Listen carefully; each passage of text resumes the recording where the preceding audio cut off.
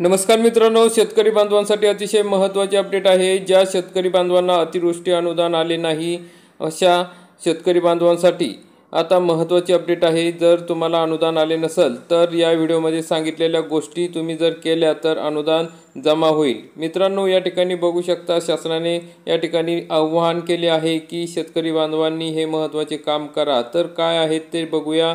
अतिवृष्टी अनुदान सप्टेंबर 2025 खात्यावर जमा न झालेल्या शेतकरी बांधवांसाठी महत्त्वाचे आवाहन। अतिवृष्टी अनुदान प्राप्त करण्यासाठी तातडीने ई-केवायसी करून घ्या। अनुदानाची सद्यस्थिती तपासून आपल्याला येत असलेल्या समस्यांच्या स्वरूपानुसार तातडीने पुढील प्रमाणे कार्यवाही करावी। त्या अनुदान स्थितीनुसार आवश्यक कार्यवाही करून घ्यावी, त्यानंतर आपल्याला खात्यावर अनुदान प्राप्त होईल। तर मित्रांनो, या ठिकाणी असे स्टेटस दिसल्यास आपल्याला या ठिकाणी या बाबी पूर्ण करून घ्यायची आहे। सद्यस्थिती तपासून घ्यायची आहे, म्हणजे ई-केवायसी पूर्ण करून घ्यायची आहे। मित्रांनो, अनेक बांधवांना सप्टेंबर 2025 अनुदानाची रक्कम प्राप्त झालेली नाही।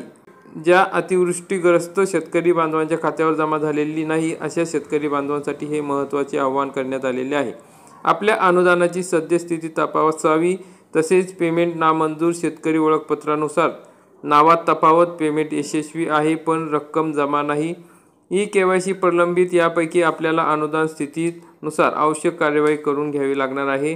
आपल्या अनुदानाची सद्यस्थिती तपासून आपल्याला येत असलेल्या समस्यांच्या स्वरूपानुसार तातडीने पुढील प्रमाणे कार्यवाही करणे गरजेचे आहे। अनुदानाची स्थिती, त्याचा अर्थ आणि त्यानंतर काय करायचे आहे ही माहिती दिलेली आहे।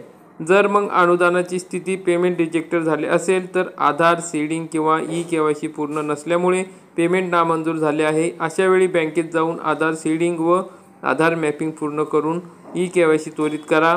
फार्मर आय डीनुसार नाव जुळत नसल्यास, म्हणजे आधारवरील नाव आणि फार्मर आय डीवरील नाव जुळत नाही, त्यावेळेस नावामध्ये तफावत असल्यास आधार कार्ड व फार्मर आय डीची छायांकित प्रत पालक अधिकारी तलाठी यांच्याकडे जमा करावी। पेमेंट सक्सेसफुली पण जमा नाही, याचा अर्थ पेमेंट जमा करण्याची प्रक्रिया सुरू आहे। आपले आधार कार्ड लिंक असलेल्या बँकेत जाऊन पासबुक एंट्री व बॅलन्स तपासा। ई-केवायसी पेंडिंग असेल तर ई-केवायसी पूर्ण नसल्यामुळे अनुदान रोखले आहे।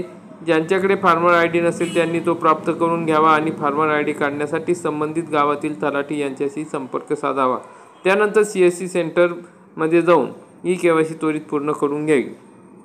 सामायिक खातेदारांबाबत अनेक ठिकाणी सामायिक खातेदारांची संख्या जास्त आहे, त्यामुळे बाधित शेतकऱ्यांनी संबंधित नेमलेल्या पालक अधिकारी यांच्याकडे संमतीपत्र जमा करावे, जेणेकरून संबंधितांना वेळेवर अनुदानाचा लाभ देता येईल। वरीलप्रमाणे आपापल्या अनुदान स्थितीनुसार आवश्यक कार्यवाही करून घ्यावी, त्यानंतर आपल्या खात्यावर अनुदान प्राप्त होईल।